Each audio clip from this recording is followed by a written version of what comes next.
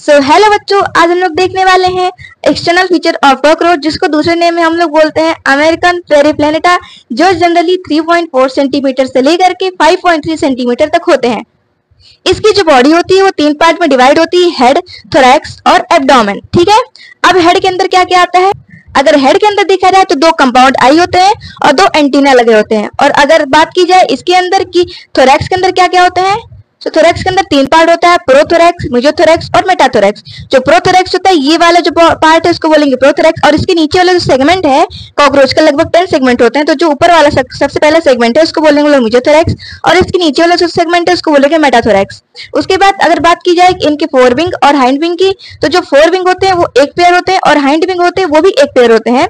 जो fore wing होता है वो अराइज होता है मेसोथोरैक्स वाले पार्ट से, और अगर हाइंड विंग की बात की जाए तो मेटाथोरैक्स वाले पार्ट से अराइज होता है। जो फोर विंग होता है वो प्रोटेक्शन देता है, वहीं हाइंड विंग की बात की जाए तो वो उड़ने में मदद करवाता है।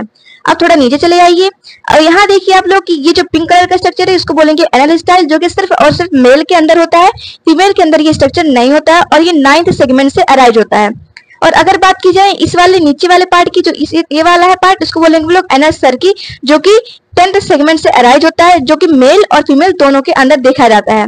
और अगर लेग पार्ट की बात की जाए तो देखिए, जो लेग के अंदर एक फीमर है, सबसे वाला पार्ट है इसको बोलेंगे फीमर, और सबसे लंबा जो पार्ट होता है उसको बोलते हैं हम लोग टिबिया, जिसके अंदर हेयर लाइक ऐसे स्ट्रक्चर प्रेजेंट होते हैं। और इसके नीचे देखा जाए अगर स्ट्रक्चर यहाँ से लेकर पूरा यहाँ तक, इसको बोलते हैं टॉर्सोमियर।